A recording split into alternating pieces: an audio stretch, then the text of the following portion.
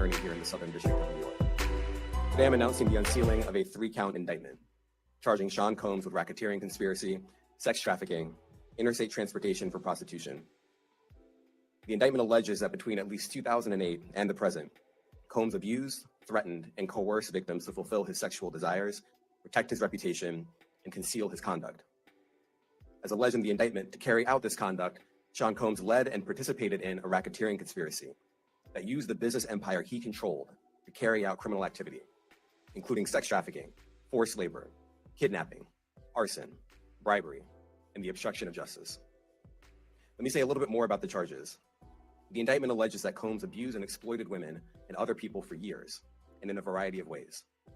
As alleged, Combs used force, threats of force, and coercion to cause victims to engage in extended sexual performances with male commercial sex workers, some of whom he transported or caused to be transported over state lines.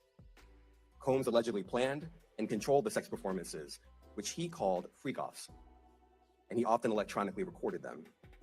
The freak-offs sometimes lasted days at a time, involved multiple commercial sex workers, and often involved a variety of narcotics, such as ketamine, ecstasy, and GHB, which Combs distributed to the victims to keep them obedient and compliant. As alleged, when Combs didn't get his way, he was violent, and he subjected victims to physical, emotional, and verbal abuse so that they would participate in the freak-offs, and that Combs hit, kicked, threw objects at, and dragged victims, at times by their hair.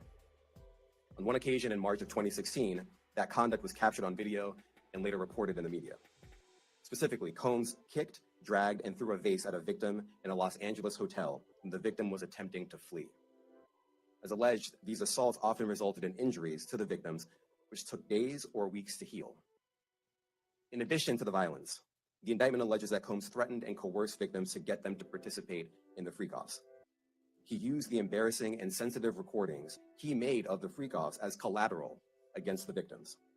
And the indictment alleges that he maintained control over the victims in several ways, including by giving them drugs, by giving and threatening to take away financial support or housing, by promising them career opportunities, by monitoring their whereabouts, and even by dictating their physical appearance. Because of all of this, the indictment alleges that the victims did not believe they could refuse Combs without risking their security or facing more abuse. The indictment also alleges other acts of violence undertaken by Combs and others, including violence against witnesses to his abuse, kidnapping, and arson.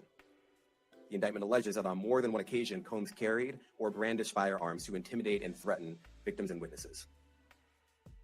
Now, Combs did not do this all on his own. As I mentioned, Combs has been charged with RICO conspiracy. He used his business and employees of that business and other close associates to get his way. Those individuals allegedly included high-ranking supervisors in the business, personal assistants, security staff, and household staff. The indictment alleges that those individuals facilitated the freak-offs.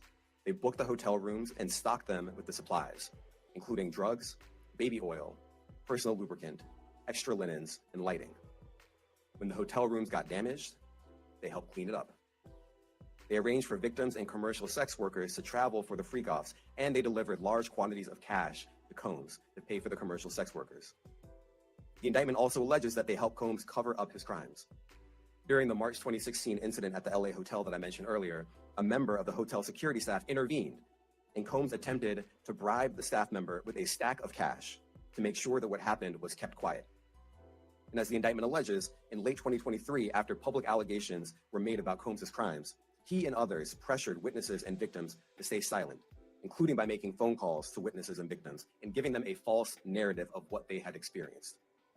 And as alleged, Combs used others to help conceal his abuse by monitoring and preventing victims from leaving a location in order to hide their injuries, or by locating and contacting a victim who had attempted to flee. As part of this investigation, in March of this year, special agents from HSI executed search warrants at Combs' residences in Miami and Los Angeles. They also executed a warrant for Combs' electronic devices. During those searches, agents seized evidence of the crimes charged in this indictment. They seized firearms and ammunition, including 3 defaced AR-15s and a large-capacity drum magazine.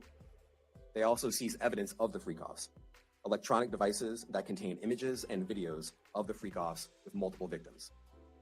And they seized cases and cases of the kinds of personal lubricant and baby oil that Combs' staff allegedly used to stock hotel rooms for the freak-offs, more than 1,000 bottles altogether. Here are some of the items that we recovered during the searches. As you can see here, this is a drum magazine, large capacity, and it contains, I believe, 59 rounds. I mentioned as well, we recovered 3 AR-15s. This is a close-up shot of one of the AR-15s, and you can see right here, the serial number has been thoroughly defaced. Another picture of more ammunition and parts of 2 AR-15s right there. Now, I want to be clear about 2 things. First, this office is determined to investigate and prosecute anyone who engages in sex trafficking, no matter how powerful or wealthy or famous you may be. No one should doubt our commitment on that. A year ago, Sean Combs stood in Times Square and was handed a key to New York City. Today, he's been indicted and will face justice in the Southern District of New York. Second, we are not done. This investigation is ongoing, and I encourage anyone with information about this case to come forward and to do it quickly. Anyone with information can call 1-877-4-HSI-TIP. I want to express my deep appreciation for the victims and witnesses who have used their voices and helped bring this criminal conduct to light. We would not be here without them. I also want to thank the dedicated case agents on the HSI Trafficking in Person Squad in New York. They have been with us since day one and have worked tirelessly on this investigation. They will continue to be invaluable partners to us. I also want to thank the incredible agents and analysts from SDNY who have also provided tremendous assistance on this case. I'm deeply grateful for their continued work. And finally, I want to thank the outstanding career prosecutors from SDNY who are handling this case. Meredith Foster, Emily Johnson, Chrissy Slavic, Madison Smizer, and Mitzi Steiner, and their supervisors, Jamie Backleeper and Jacqueline Kelly. They are members of the Civil Rights Unit in our criminal division. We created the Civil Rights Unit when I became U.S. Attorney. I'm deeply proud of their work on this and so many other cases.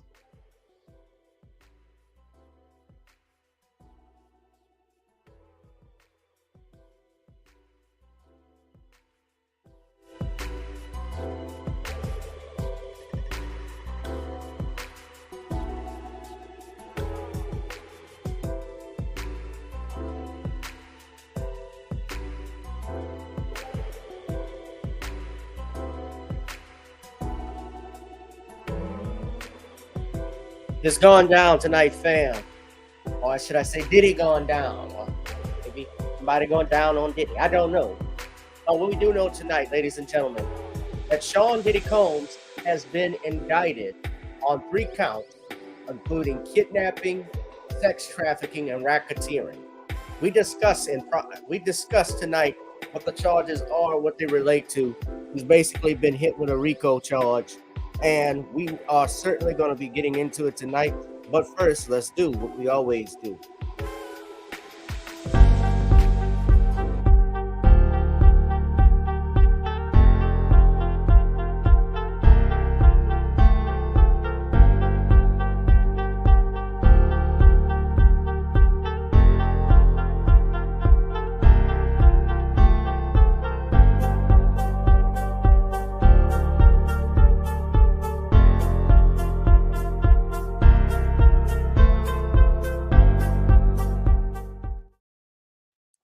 Whoever you are, wherever you are, hope you are blessed and doing safe. Ladies and gentlemen, greetings, family.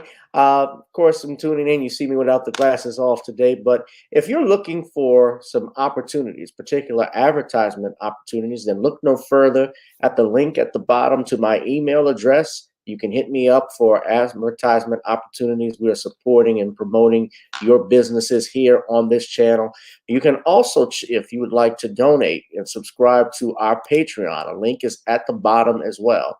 So you have multiple ways in which you can advertise with the platform by emailing me when we go on do our live stream.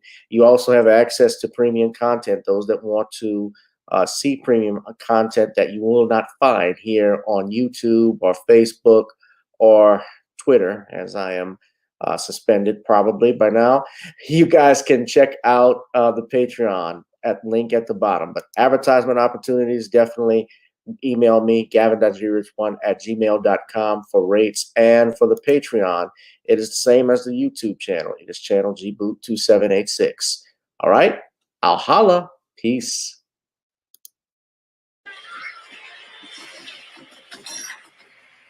All right, family, what's going on? Let me put my beautiful face on the screen for you tonight. Oh, am I blue?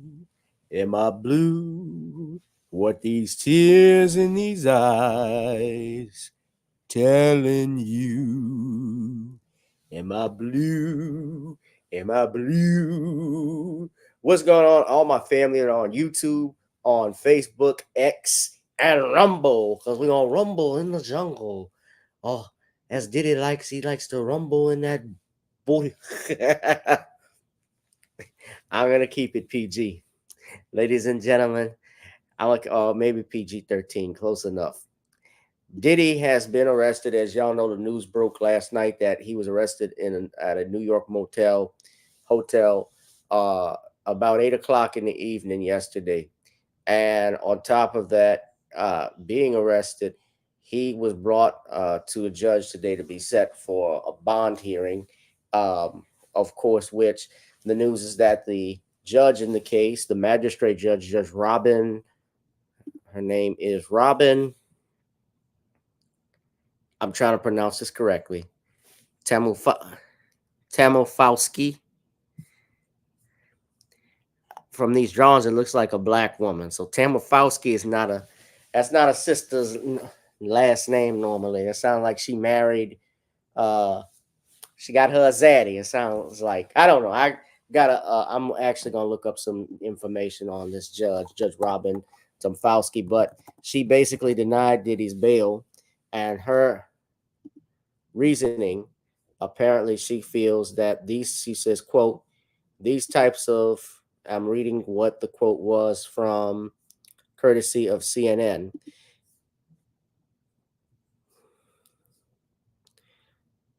She said there were no guarantee conditions that could guarantee Combs' appearance in court. And she also stated, according to, this is coming from CNN, that the type of crime that Diddy, now she didn't say, according to what I was reading, whether she didn't sound like she didn't believe that Diddy was innocent. Let's just put it that way, because her statement was, according to this, when his attorney, Mark Agnifilo, was arguing for bond, and he even asked for a $50 million bond so that Diddy could front it, she denied that. The judge stated he was going to remain in federal custody, and she was unpersuaded by Angela Fino's arguments, because she said that her concern was, quote, this is a crime. I'm going to actually show y'all the article from CNN, even though I don't like CNN, but this is a crime that is, quote, happens behind closed doors, even when pretrial services is monitoring. That means even when you have let's say a monitoring system like ankle bracelet, anything like that, they monitor that. So he actually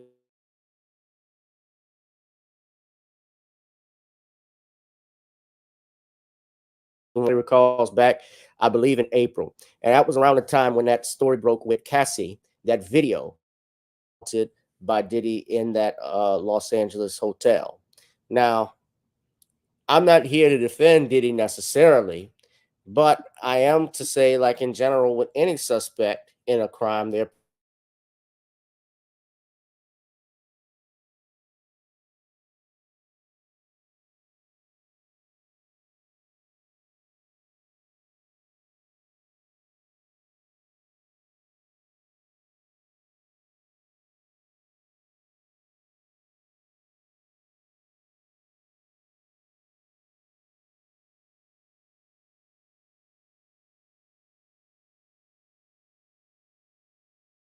amendment.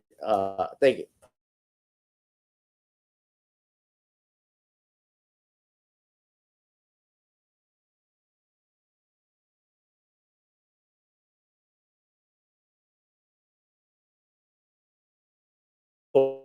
When you now,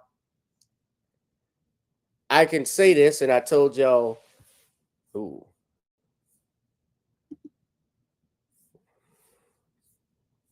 hold on a second. I don't know if y'all can hear me, but it looks like I froze.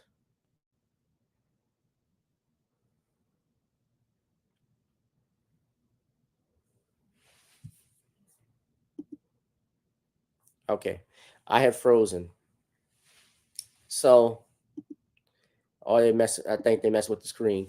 This is Media 8. So I'm trying to get back to the article. Judge Robyn Tarnofsky was unpersuaded, saying that her concern was that this is a crime that happens behind closed doors, even when pretrial services is monitoring.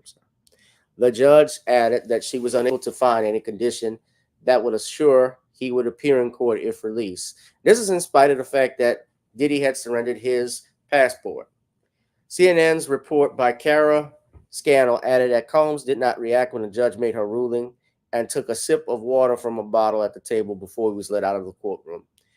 Agnifilo told reporters outside the courthouse that Combs would appeal the denial of the bail. The hearing for the appeal will take place Wednesday in the same New York federal courtroom, but with a different judge, according to Agnifilo. Excuse me. He's going to clear his name, and we're going to stand by his side as he does. We believe in him wholeheartedly, said Agnifilo, repeating that he believes his client didn't do these things.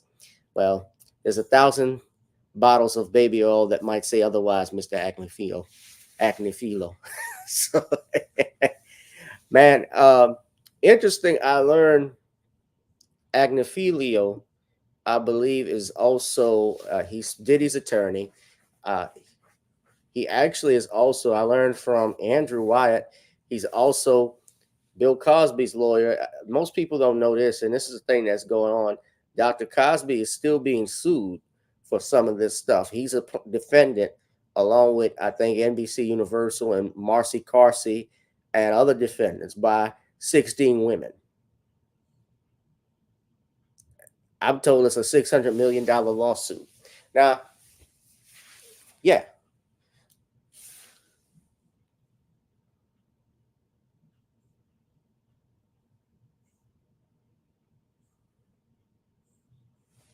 Yeah, so that's interesting. Now, I'm going to play some video from outside the courtroom. Now, I played the video earlier to start the show. That was Assistant United States Attorney Damian Williams of, I think he is the leader of the Southern District of New York, of that branch. He is the U.S. Attorney there.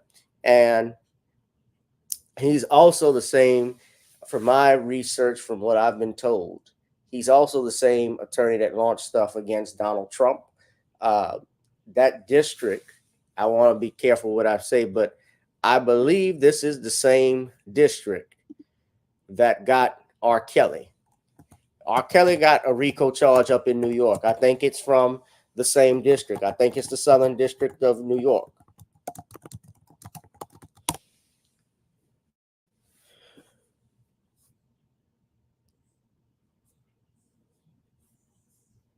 No, that's different. So this is this was in Brooklyn with R. Kelly, when he was convicted by a federal jury. The judge in that case was Ann M. Donnelly. Now, that was the Eastern District, so that's wrong. That was in the Eastern District. Sean Combs is in the Southern District. So it's United States government, but two different offices. Now, we're going to read the indictment, but I'm going to go over, I want to play the video. So this is Diddy's attorney. He's speaking outside the courtroom. So he's about to make a wad of cash. But, we're going to, and I mentioned Bill Cosby, although I think the circumstances are different, but similar in the fact that we have this Me Too movement that's still popping its head up here and there. But I certainly want to say that Diddy's network has taken a toll. If you notice with all of these black male celebrities, I'm just going to point out observation. It's not a conspiracy theory. It's not a defense of what they're accused of necessarily, but I want to point out to people, and I know they got people who are Diddy haters. Hear me out for a second. Have you noticed with every black male entertainer, they are getting hit with these lawsuits left and right. They start to lose their money, their businesses. He had to sell his shares in Revolt, as well as he sold. I don't think he has Sean John anymore. He also had that liquor company, the tequila company that he was doing, that he was dealing with, and he had to sell that. Diddy's little company. What was the name of it? I believe it was De Leon. Yeah, the tequila company. They were going up against Diageo. Diego, excuse me. Did I pronounce that right? Diego? Yeah, he had his partnership with them that ended last year in June. So, and then in November is when Cassie filed that lawsuit under that lawsuit against Diddy, and slowly all of this stuff started to come out. Of course, that video that came out earlier this year that took place was in 2016, which Diddy could not be punished for because it was outside the statute of limitations. And of course, he was the one saying he was completely innocent, didn't do anything to her or anything like that, and was going to clear his name. And voila, this video pops out, which I think the feds leaked. I also think, and I want to say this too, Homeland Security, if you go to their website, Homeland Security does not deal with sex trafficking, which is what Diddy, part of the indictment he's accused of. So why was Homeland Security raiding P. Diddy's homes? The Homeland Security doesn't handle sex trafficking unless you alleged it was an international issue. But they raided his home. They seized his monitor, some footage supposedly. I guess they said there was some stuff seized with these freak-offs. There were weapons that they found, which it's not illegal to have an AR-15 in America, as you know. Unless I guess in different states, depending on where they got it, the weapons from. You know, if you live in a state like California or New York, you know, they may have bans on certain capacities and guns you can have. However, I also know that that's a state crime. It's not necessarily a federal crime because you can have AR-15, you can have a 30-round magazine and even a drum, just depending on what the ramifications of it are and so forth. But so I don't know, and we're going to read the indictment together so we all can get an understanding of what they're stating. Give me a thumbs up, everybody in the chat. But this is Diddy's attorney. This is Mark Agnifilio. And let's go ahead and hear what he has to say. So as of right now, there you. Hi, my name is Mark Agnifilo. I'm Mr. Combs' lawyer. We have not seen the indictment. I expect it'll be unsealed, I think, within the hour. Then everyone will be able to see it. I expect we're going to have an arraignment at some point later today. It's unclear exactly what time. So this was earlier. As these details become known to me, I'll share them with the press, and you guys won't be behind the curve. I promise. Did you speak to Mr. Combs? I speak to him all the time. Yeah. What's his reaction to everything? We knew this was coming. I mean, he moved to New York, as I think some of you guys know. We brought him to New York about 2 weeks ago because we knew this day was going to come, and it's here.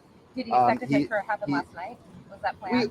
No, it's not planned. Certainly, it's not planned by us. I mean, he came here to surrender at a time agreeable to the U.S. Attorney's Office, and then they arrested him last night. I spent the evening with him. I was with him until about 1 o'clock.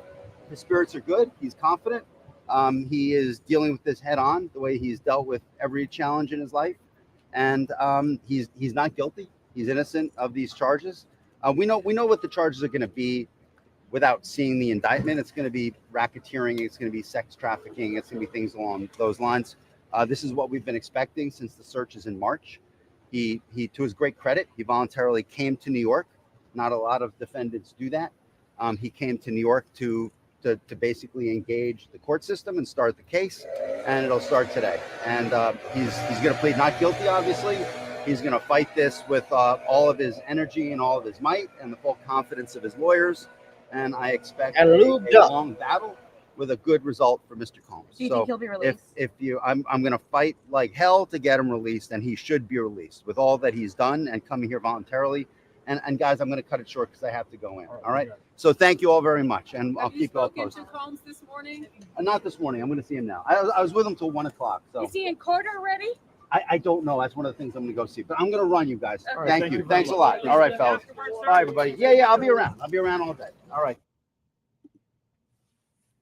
Yeah. Now, what this indictment, guys, means for P. Diddy We're going to read the indictment in a second. But like I told you before, they, especially what they did with R. Kelly, they got him under some of the same charges, and they went under the Mann Act to get him. Now, if you're familiar with the Mann Act, I talk about it all the time, where Mann Act was created to go after legendary boxer Jack Johnson, the first black heavyweight champion of the world. And Jack basically went through hell after he won that title because they couldn't stop him in the ring, but they stopped him outside the ring. They tried to eliminate Jack Johnson with trumped up charges because, number one, he was whipping these white boys left and right. Number two, he was also sleeping with their women. And he had to go through hell with that. And so that Mann Act was created. Basically, if you were a man who took a woman across state lines for illicit and immoral purposes, and that woman was not your wife, you could go to jail. You could go to prison, which is what they did. And that law is still in place, the Mann Act, although, yes, there have been amendments to it. And they acknowledge the racist history of it. Now, let's look at the indictment and let's read it, because reading is fundamental. Say it with me, y'all. Reading is fundamental. Now, this is a 14-page indictment that was unsealed earlier this morning. A grand jury charged P. Diddy. Now, you heard the press conference. They haven't named other defendants, just Combs, and it looks like that's the top dog. That's who they wanted. He's the celebrity. He didn't deny that there couldn't be others that are going to be sentenced with him, but honestly, it was P. Diddy who they wanted. P. Diddy is the one they wanted. And if y'all recall earlier this year, didn't one of P. Diddy's former assistants get arrested in an airport with some cocaine? Yeah, P. Diddy had an assistant that was arrested for carrying cocaine. I wonder what Farnsworth Bentley has to say. Where's Farnsworth with all of this stuff?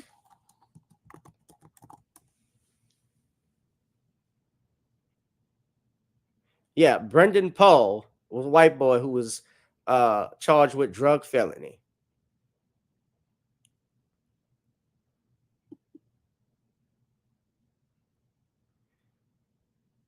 And he accepted a plea deal back in May. Now, let's read the indictment, but the plea deal, and I'm going to we'll go one at a time. I don't want to throw too much stuff out. But yeah, he accepted a plea deal to enter the diversion program. Now, does that require, or does that mean he also said some stuff about Diddy? Well, we don't know, but if part of that meant that he had to talk and spill some beans on Diddy, then the feds have a duty to disclose that to the defense as well, because then you have a witness that's testifying against Sean Combs, and he's entitled to a Sixth Amendment right to confront those witnesses. That's Brady material. Exculpatory evidence. They're supposed to turn over to him as well. But let's continue. Let's look at the indictment, okay? Let's look at the indictment.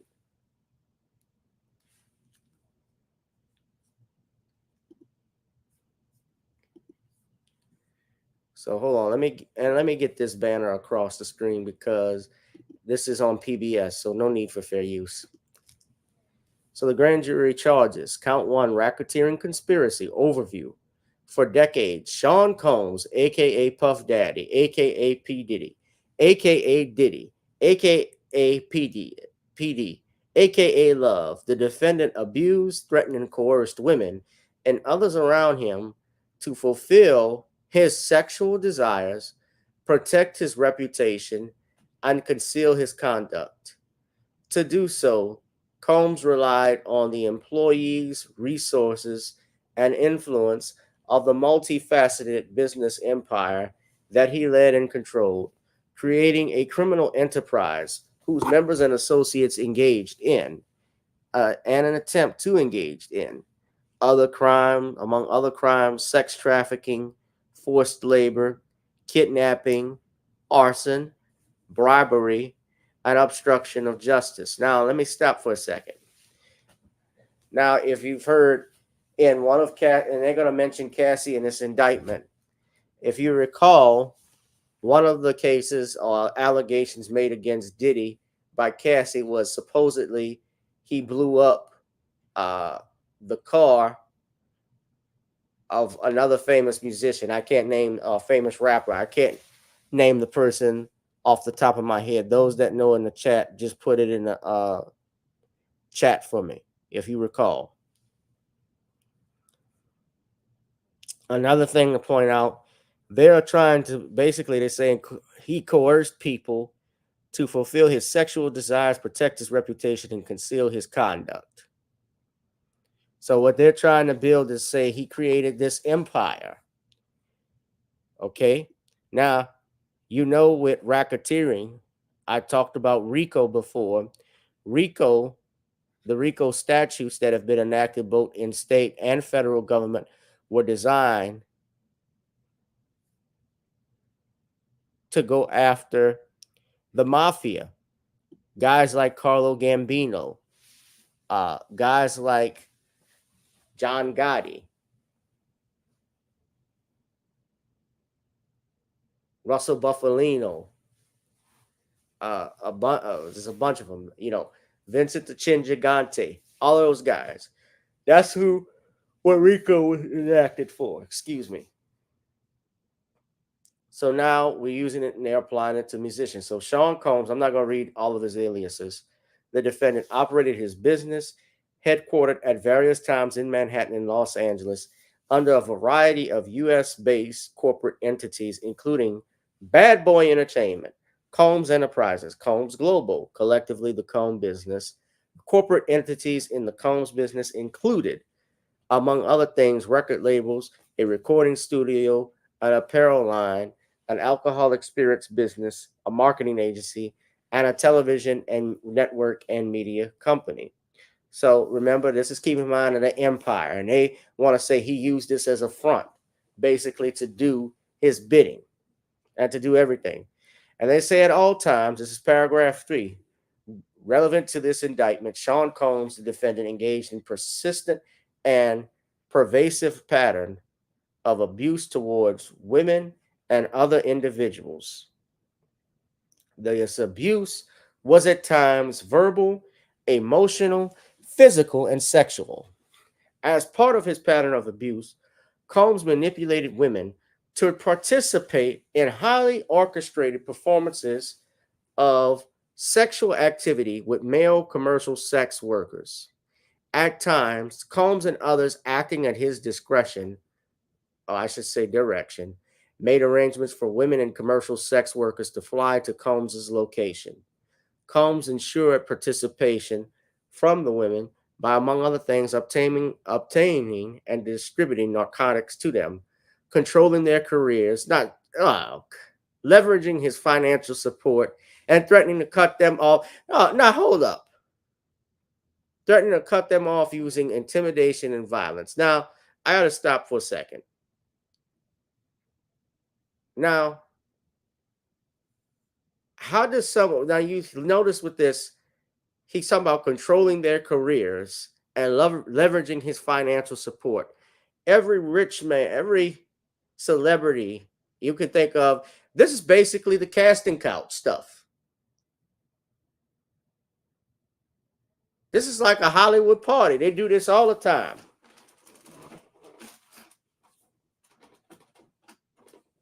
Hold on, I gotta put my fan on. They use money, so you're basically to advance their careers. If they didn't do what he wanted, he got rid of them, is what they're saying. Now, they also say, well, he distributed narcotics. Yeah, this sounds like, I got to say this, where are all the rock and roll stars?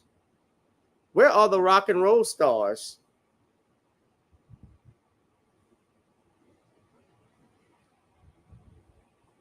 other than Diddy, like the Rolling Stones, the Beatles, Beach Boys, all of them that did drugs and narcotics with groupies. Can they come back and file a lawsuit? Can they get justice for anything? Are there other people that are going to be in part of this movement by this district attorney, by this United States attorney? But I'll continue. They say physical abuse by Sean Combs was known. The defendant was recurrently and widely known.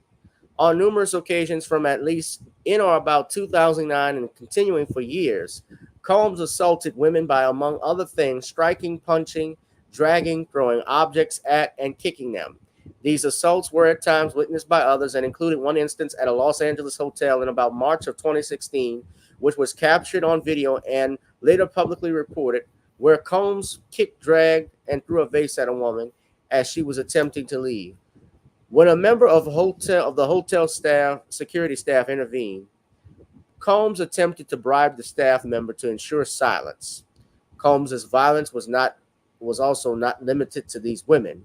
It extended to his employees, witnesses to his abuse, and others. Now, that video that they're talking about, the one with Cassidy, like I said, that did him no favors, and that was a punk move by Diddy. Regardless of what happened in that hotel, he did not have a right to beat and drag her like that in the lobby. And that was Kid Cudi. Thank you, nerds. Yeah, Kid Cudi. Allegedly.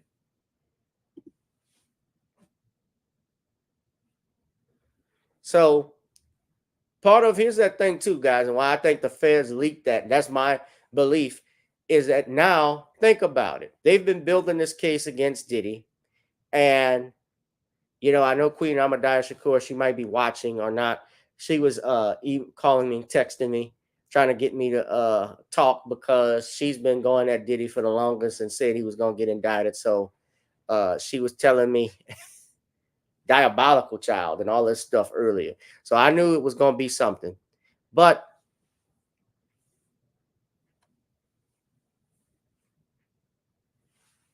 that video leaks by my point with that leak, in my opinion, by the federal government. Obviously, that does Diddy no favors. The public turns on him, and rightfully so. But here's the question I ask. When it goes to the jury, when they go and pick a jury, do you all think the jury will be fair and impartial, guys? One could hope so. But if you have juror members who've seen that video, they listen to this, and then the allegations in the indictment. Well, because of what we saw in that video, even if with the other things we don't know about, like the sex parties and stuff, although that's been rumored for years, but any other acts of violence, let's say there's no evidence of it, is the jury tainted? Will the jury pool be tainted by that video? And now that you have this that's come out lately. See, we didn't have that video come out immediately back in 2016. It's come out now. It's come out this year. And so since it has come out and been revealed, you know, Diddy has been reviled, and understandably so, by people. But now with the other allegations you're talking about a criminal enterprise for years. You're not just talking about a domestic abuse situation. You're not just talking about obstructing justice. You're talking more sinister stuff based off what you're saying. Even if they can't prove that, well, just like, I'm still going to at least get him for something. You know, I don't believe he may have not done it for this, but I know he did that. So I think I got to get him on something. That is a situation we also have to look at. That happened with R. Kelly. Yes, even though I think R. Kelly is a dirtbag, do I think he should have been charged with a RICO? Do I think there were appealable issues that were made? Do I think he was totally treated with fairness in that trial just based off what I've researched and read? No. We probably will. I haven't talked about it, Danielle. They also say that Combs used the Combs business to entertain, including certain employees, to carry out and facilitate and cover up his abuse in what they call commercial sex. These employees included security staff, household staff, personal assistants, and high-ranking supervisors and other close associates acted as Combs' intermediaries, and their conduct was facilitated and assisted by Combs' control of the Combs business. So they didn't want to lose a job. From at least in or about 2008 through on or about the date of this filing up to through and on or about this indictment, the date of the filing of this indictment, Sean Combs, the defendant, and other known and unknown were members and associates of a criminal organization called the Combs Enterprise or the Enterprise. Members and associates of the Combs Enterprise engaged in and attempted to engage in, among other activities, sex trafficking, forced labor, interstate transportation for the purposes of prostitution, coercion, and enticement to engage in prostitution, narcotics offenses, kidnapping, arson, bribery, and obstruction of justice. The Combs Enterprise included in its leadership its members and its associates constituted an enterprise as defined by Title 18 United States Code, Section 1961, Paragraph 4, that is a group of individuals associated, and in fact, although not a legal entity. The Combs Enterprise consisted of Sean Combs, the defendant, entities within the Combs business, including but not limited to Bad Boy Entertainment, Combs Enterprises, and Combs Global, individuals employed and associated with the Combs business, and other known and unknown.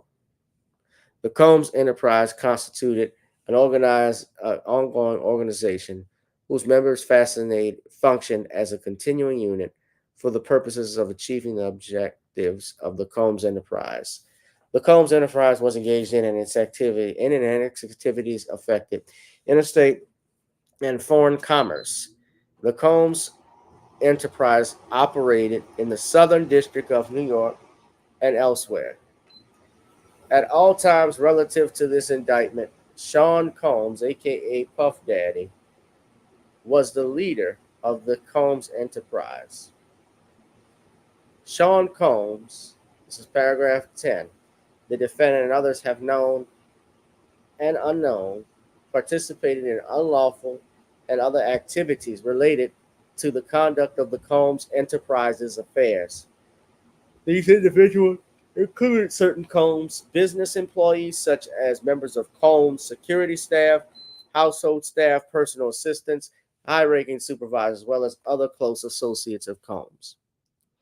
So the purpose of the Combs Enterprise, they say, included the following: operating a business in the media, entertainment, and lifestyle, including industries, including, among other things, record labels, recording studio, an apparel line, an alcoholic spirits business, a marketing agency, and a television network and media company. Preserving and protecting and promoting and enhancing the power, reputation, and brand of Sean Combs, the defendant, as a musician, entrepreneur, and figure in the entertainment industry. Enriching members and associates of the enterprise, including its leaders, Combs, and in particular those who demonstrated loyalty to Combs and willingness to conceal his crimes. Preserving, protecting, promoting, and enhancing the power of the Combs Enterprise, including the power of its leader, Combs, through violence, use of violence, threats of violence, coercion, and verbal, emotional, physical, and sexual abuse. Fulfilling the personal desires of Combs, particularly those related to Combs' sexual gratification, including through the exploitation of women and the use of commercial sex workers. Enabling Combs and others and members and associates of the Combs Enterprise to engage in unlawful acts of violence, including sexual violence, sex trafficking, forced labor, interstate transportation for purposes of prostitution, coercion, and entitlement to engage in prostitution, narcotics distribution, and other crimes, and concealing the commissions of those acts. So this is all what they're saying is the enterprise, what they were doing. Securing absolute loyalty from, they're saying it's the mafia, essentially. Securing absolute loyalty of the Combs Enterprise, including through acts of violence and threats, and protecting the Combs enterprise and its members and associates, including Combs, from detection and prosecution by law enforcement authorities through acts of intimidation, manipulation, bribery, and threats of retaliation against individuals who witnessed the crimes committed by members and associates of the enterprise. Among the means, so now we're in the means and methods of the enterprise. So what they're doing is laying out a case. They're laying out why this would be entitled as a RICO. Okay? So among the means and methods by which Sean Combs, the defendant, and other members and associates of the Combs enterprise conducted and participated in the conduct of the affairs of the Combs enterprise included the following.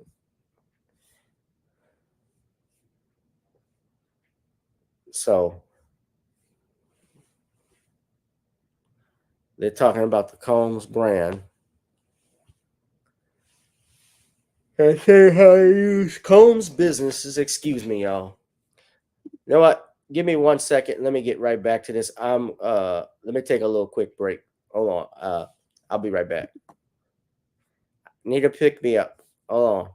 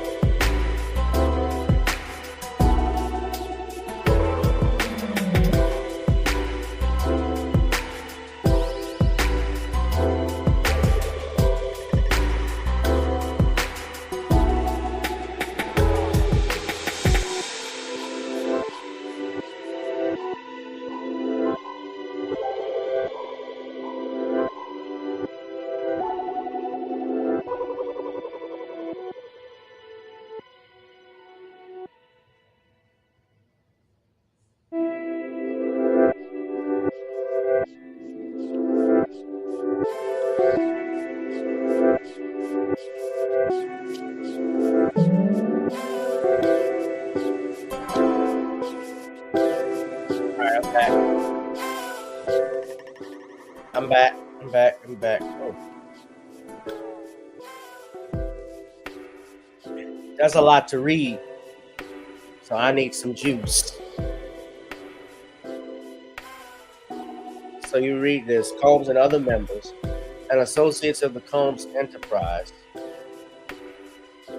wielded the power and prestige of Combs's role at Combs business to intimidate, threaten, and lure female victims into his orbit. Or its orbit, I should say, because they're talking about the business, it looks like. Basically, he lures them in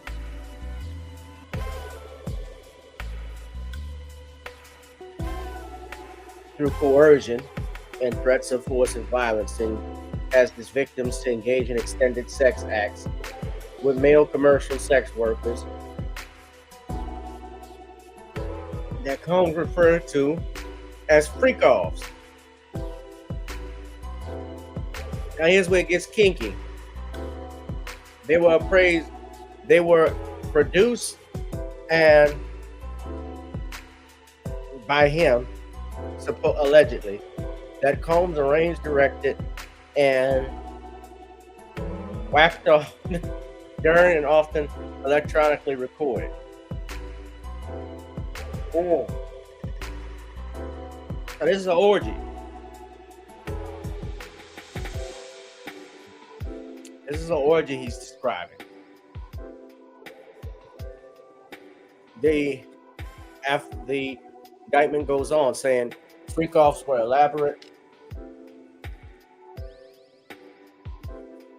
It says that in engaging in these freak-offs, Combs, with the assistance of his associates and members of the enterprise, transported and caused to be transported commercial sex workers across state lines and internationally. So the key word with that, internationally, remember I mentioned Homeland Security earlier. Homeland Security doesn't do anything dealing with sex trafficking. But the exception is if it's international. Homeland Security typically deals with federal emergencies like, for instance, as you already know, they controlled FEMA.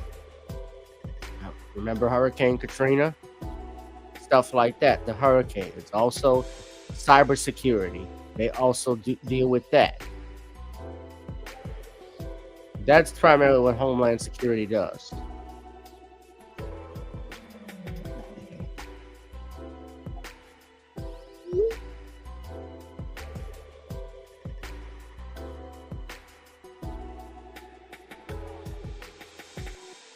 Yeah, this is graphic detail. And they say during these freak-offs, I'm not going to read the whole thing. Y'all can just read it.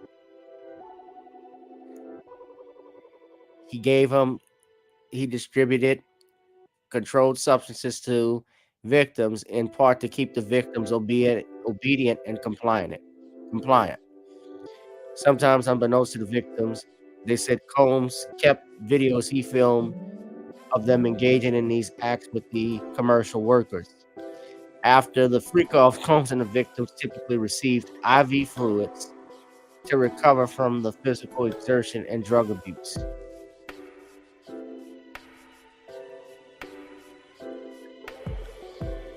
The members and associates of the Combs enterprises included security staff, high-ranking supervisors, household staff, personal assistants, and other Combs business employees who facilitated the freak-offs by, among other things, booking hotel rooms for the freak-offs, stocking the hotel rooms in advance with the required freak-off supplies, including controlled substances, baby oil, lubricant, extra liners, and lighting. I said lightning, I'm sorry. I'm tripping, y'all. Cleaning the hotel rooms after the freak-offs to try and mitigate room damage.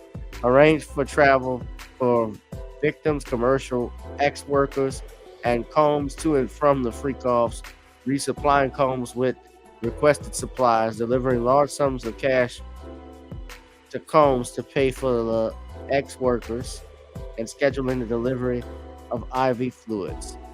In or about 2024, during searches of Combs' residence in Miami, March of 2024, Miami, Florida, and Los Angeles, California, law enforcement seized various freak-off supplies. They put this in the indictment. Freak-off supplies including narcotics and more than 1,000 bottles of baby oil and lubricant. Combs subjected victims to physical, emotional, and verbal abuse to cause the victims to engage in freak-offs.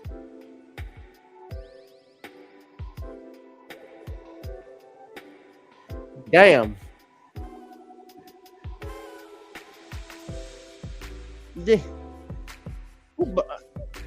John, I can say this: Diddy loves Johnson and Johnson. He got some baby oil. They'll never have to worry about bankruptcy because of these freak-offs. So Diddy kept him in business.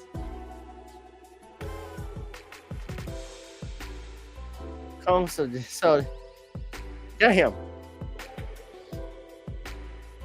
They say during the freak-offs, so they said he maintains control over the victims by, among other things, not just violence and promises of career opportunities. So there's a casting couch thing associated with this, guys. There's a Me Too thing with this. And so they say Combs would be physically violent. They accuse him of throwing objects, kicking, hitting, dragging victims at times by their hair, The assaults often resulted in injuries that took days or weeks to heal. He threatened their careers and livelihoods if they resisted participating in the freak-offs, allegedly. The victims believed they couldn't refuse Combs' demands without risking their financial or job security or without repercussion in the form of physical or emotional abuse. Combs also used the sensitive, embarrassing, and incriminating recordings that he made during freak-offs as collateral to ensure they continued obedience and silence of the victims. To ensure the continued obedience. Okay. I thought they made a mistake with that. All right. So they got this casting couch stuff with this, guys. I just say this: there ain't enough money in the world for me to participate in this. If somebody promising you a career in Hollywood or a movie, let's say a record deal, anything like that, that required you to sell your soul to do something so dastardly, say no, it's not worth it. Like Hollywood Shuffle, the moral of that story, there's always work at the post office.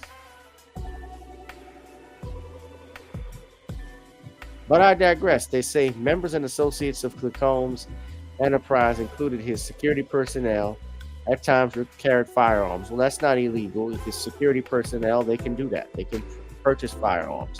It's not illegal. They say Combs himself carried or brandished firearms to intimidate and threaten others, including victims of and witnesses to his abuse. During the searches of the homes, as y'all saw in the press conference, they seized in his homes in Miami and Los Angeles. The law enforcement seized firearms and ammunition, including 3 AR-15s with the face serial numbers, as well as a drum magazine. Well, the face serial number, I guess, could be a problem because then if it's the face thing scratched off, it may seem like the gun was stolen, since then if the numbers are scratched off, it can't be traced.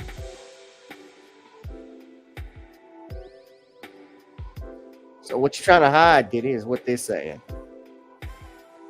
They say members and associates of the Combs enterprise and May enabled Combs control over his victims by his directions regarding financial payments, advancing or suppressing the victim's career opportunities, and acquiring the controlled substances Combs used to keep the victims compliant.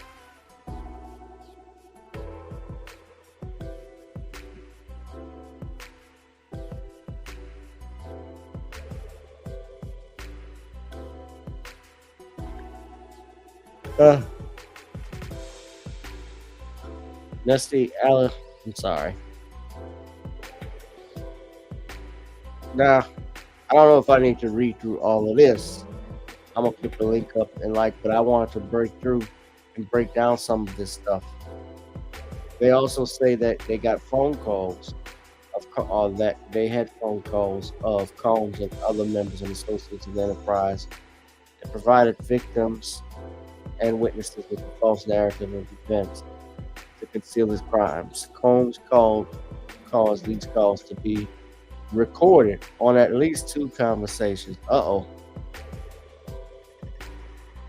look at what they're saying. You recorded this, Sean. And you kept the recordings, allegedly.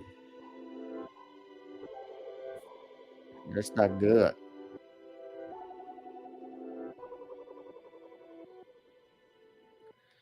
They talk about the racketeering conspiracy that they stated goes all the way back to 2008 in the Southern District of New York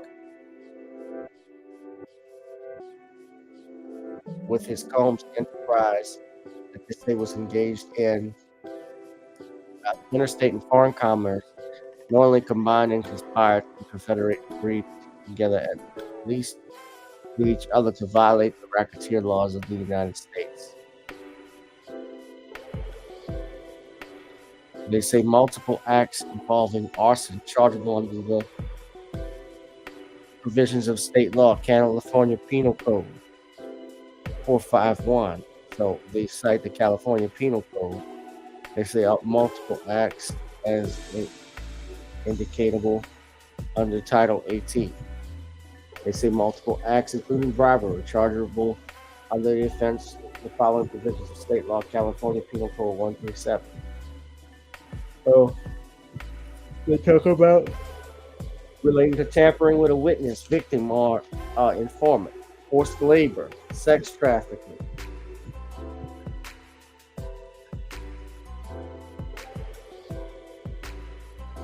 Travels of purpose, prostitution, and other illegal sexual activities.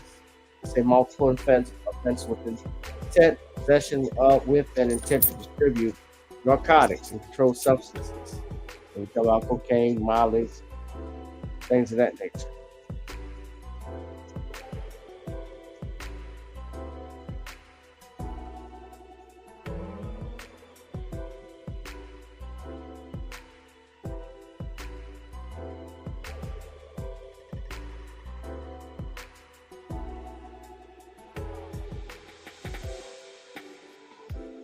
They want a special sentencing factor here.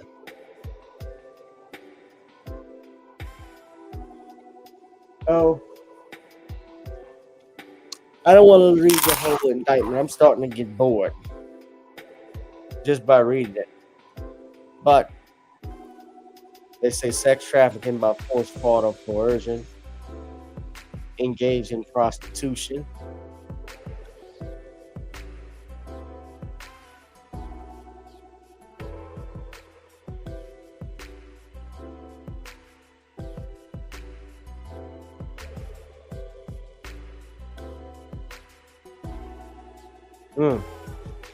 So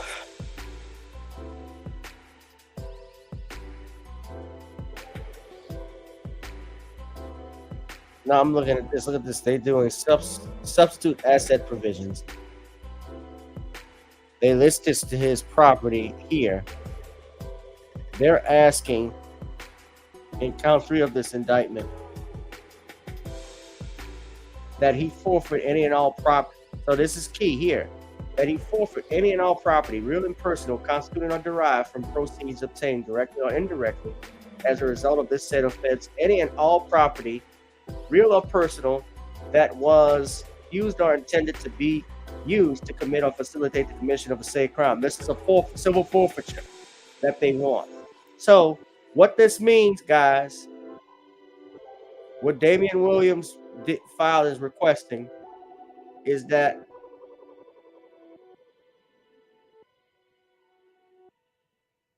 any and this is a description, if substitute assets provision.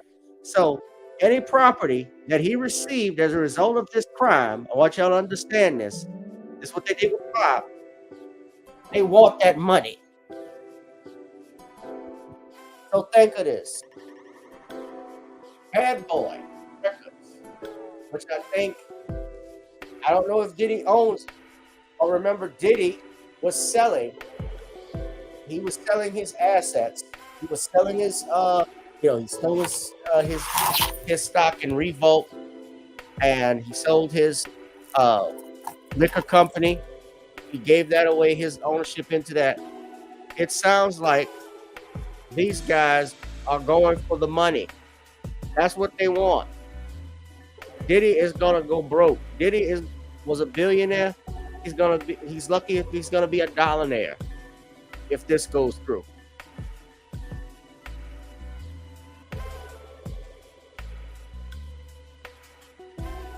This is big.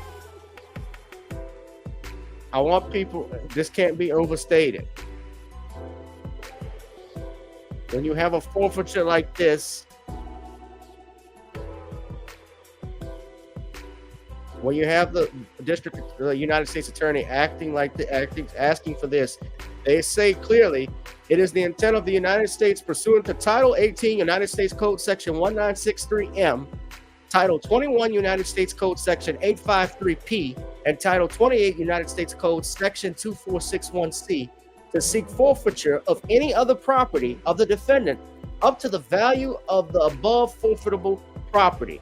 So what does this mean? He's going bankrupt. We want your catalog, Diddy. the Diddy catalog, the bad boy catalog, to be a part of that. Any property, anything. Think about that. He's a billionaire. Diddy, I think, was a billionaire, if I'm not mistaken, before all of this. So now all of that's going to be taken. Now, I don't know whether he's guilty of any of all or some of these things. Yes, I know about the Cassie video. The video is what it is. We saw that. But think of this, guys. Y'all know I had 44 people in this once. Shout out to my family on X. Think of this, guys.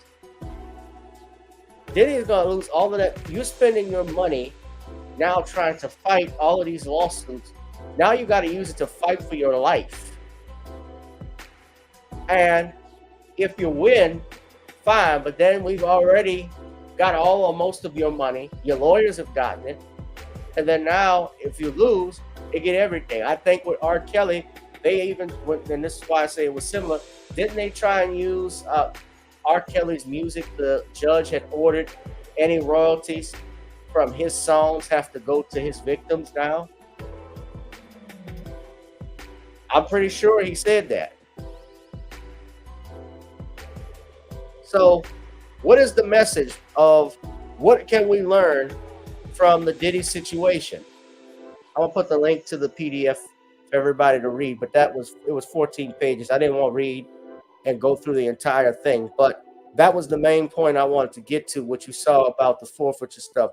The point about this is two. Number one, it's okay to say no to somebody if it means advancing your career. If it means selling your soul or doing stuff that you're uncomfortable with, it's okay to say no.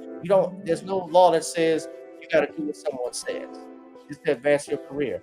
If it was meant to be, it was meant to be. If not, move on. They got other work. There's honest ways you can get a living, and there are ways you can still pursue your dreams independently.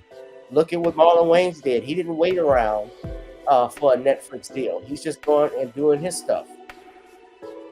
They shoot their film. They shot their movies. When he did a haunted house movie, when he couldn't get funding for it, he put up all of his stuff and got a distribution deal and made it successful. That's what Robert Townsend did with Hollywood Scuffle. He was using credit cards to keep the movie, to fund the movie.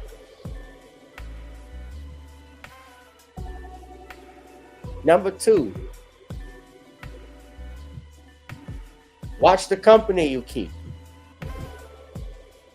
All that glitters ain't gold. It's an old saying. And your friend, you smile in your face all the time to take your place, the backstabbers. Smiling faces tell lies. Some stuff, don't matter if, celebrities and so forth, they're human beings too. They actually can be the worst of us. Which leads me to number three, don't meet your heroes. Because they may let you down. I don't know if Diddy was never a hero to me. I thought, honestly, I wasn't there was some stuff I liked about Diddy as a kid growing up. Yeah, I liked the fact he was an entrepreneur, that he had money and so forth. But I never saw him as a hero or anything like that. But don't look up to, these people are as flawed as you and me. A lot of these celebrities, look at all the plastic surgery you see celebrities they get all the time. They're just as uncomfortable in their bodies as some of us may be. So, yeah, they're just as human. And it's not easy. Peer pressure can be a beat. But man, don't let money dictate your morals. Your morals should dictate you and should be a standard for everyone else. With that being said, guys, we're going to wrap it up. But before I wrap it up, I want to show you all, the video from what happened at the bail hearing. I'm going to play that right quick. This is courtesy of KVUE. So we're going to go ahead and play that for a minute, all right?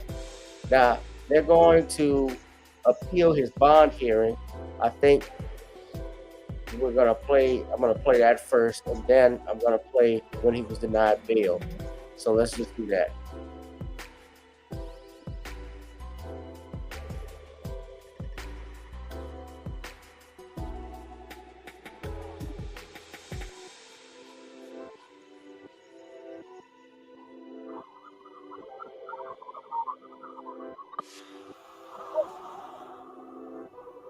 Fair use.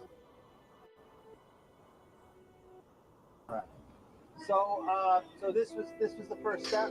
We have a bail appeal scheduled for tomorrow at 3:30 in front of Judge Carter, the district judge assigned to this case.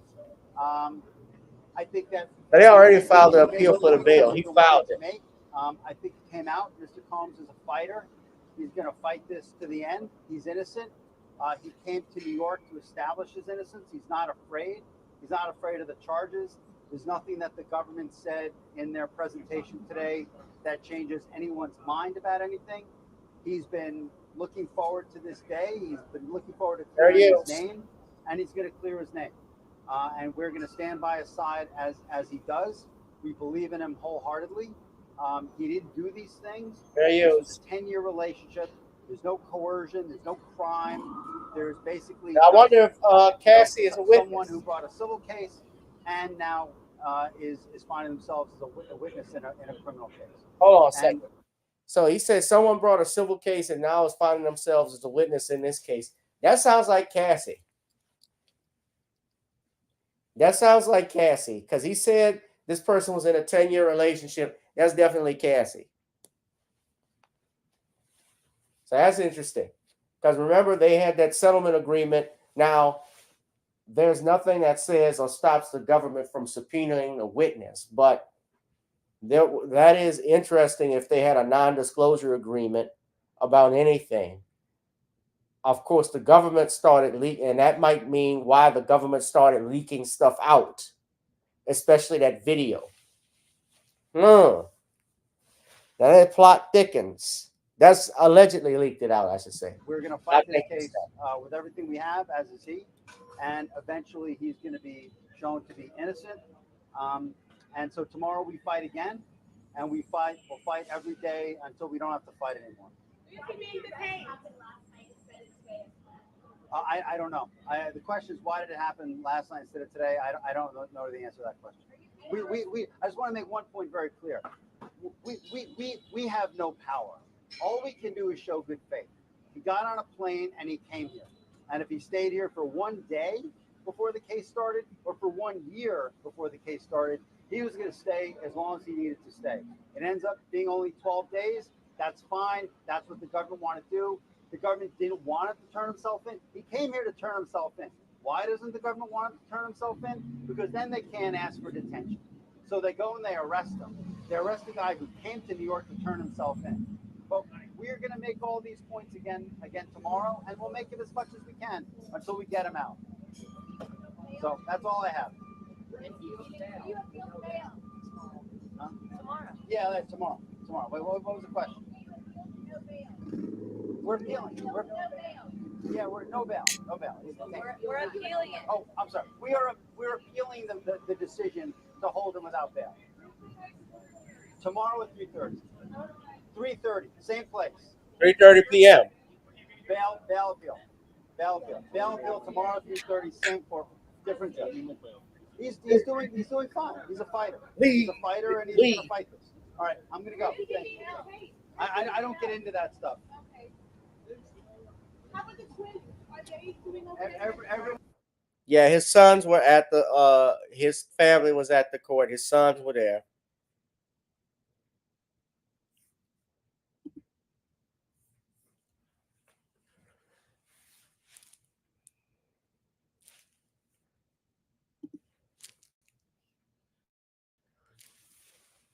Yeah.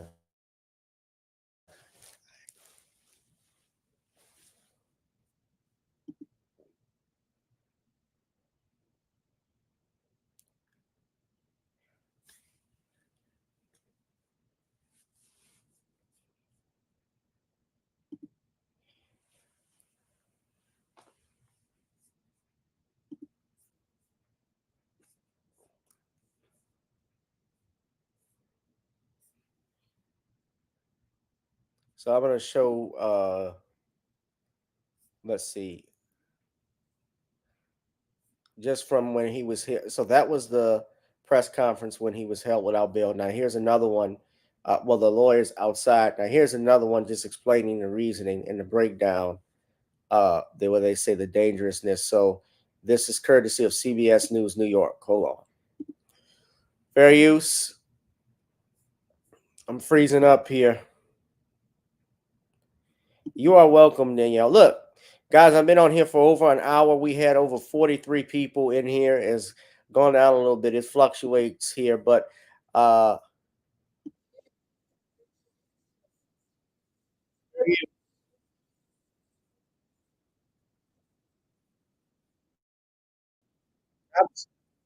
trafficking charges following a bombshell indictment today. Alice Gaynor covers courts and joins us now live from Lower Manhattan with all the new details. Alice.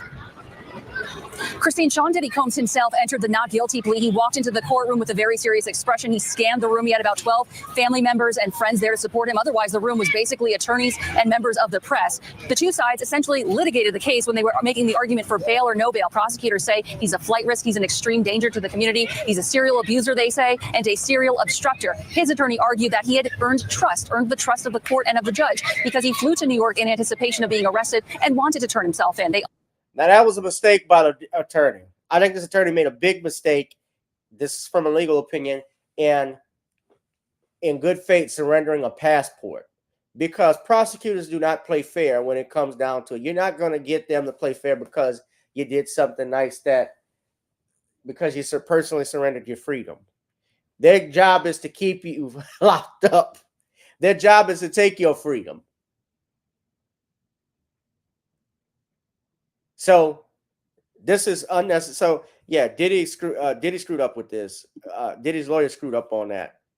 But let's go ahead and finish the video. And look, drop something in the Cash App, guys. I've been on here for over an hour. If you love the time, pay me for my time. The Cash App, PayPal, and Google link are in the bottom. He also mentioned that he's in the process of trying to sell his plane. He handed over his passports to his attorneys, but the judge ruled he be held without bail. Sean Diddy Combs is accused of creating a criminal enterprise of using employees, resources, and influence to allegedly carry out crimes, including sex trafficking, forced labor, kidnapping, arson, bribery, and obstruction of justice. That employees like security staff, household staff, personal assistants, and high-ranking supervisors allegedly helped facilitate and cover up his abuse and sex escapades, never intervening. Other arrests could be coming.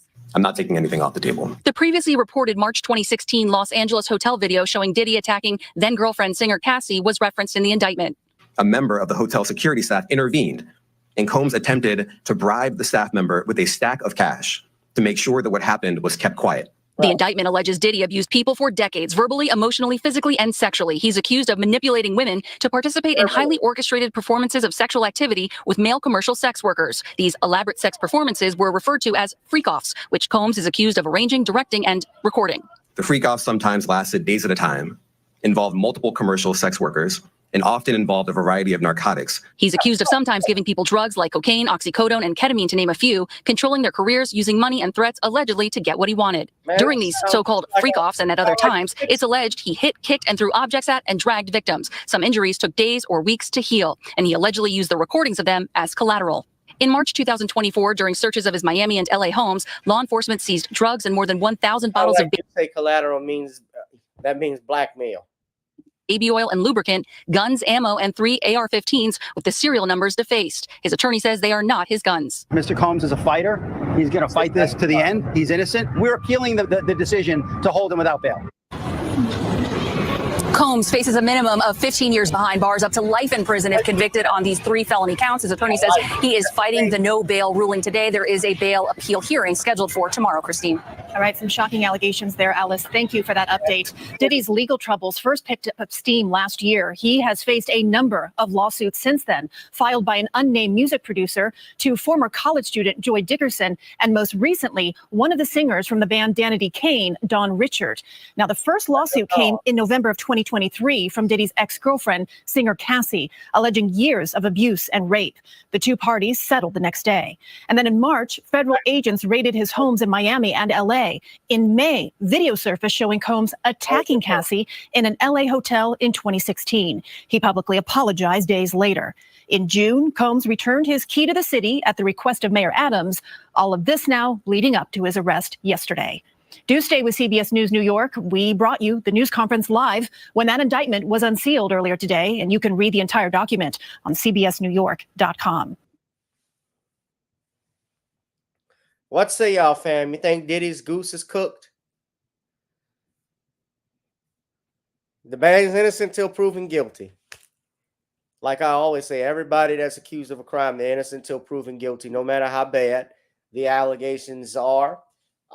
You could be accused, whether you're accused of petty theft or you're accused of treason. You're innocent till proven guilty in this country. That's what I believe in. That's what I've been sworn to uphold. And look, if you love me for my time, pay me for my time, ladies and gentlemen. Go ahead. That's it for me. Please drop something in the Cash App, PayPal, or Zelle to support. The reason I say that is the channel is not monetized. So YouTube has us on the shadow ban. They have demonetized the channel. I get most of my views outside of YouTube. I've noticed on X, I've picked up every time I go live, I'm seeing at least an extra 42 people. So I see 42 people, 30-something people is coming from X because they're watching the channel. I know we have people on YouTube who have been here for the longest. Whenever I go live, some of them get notifications. It doesn't take much to hit a like, ladies and gentlemen. So make sure you hit that notification bell. Make sure you hit that like, share, and subscribe button. And I will see you all in the next one. Again, I've got to be careful. If you love me for my time, pay me for my time. But also understand that the comments and views on this chat, especially from a legal perspective, does not create an attorney-client relationship. You got to pay me to do that. So with that being said, guys, I'll see y'all in the next one. Be safe, and be blessed. I'll holla. Shout out to you, Danielle. Thank you.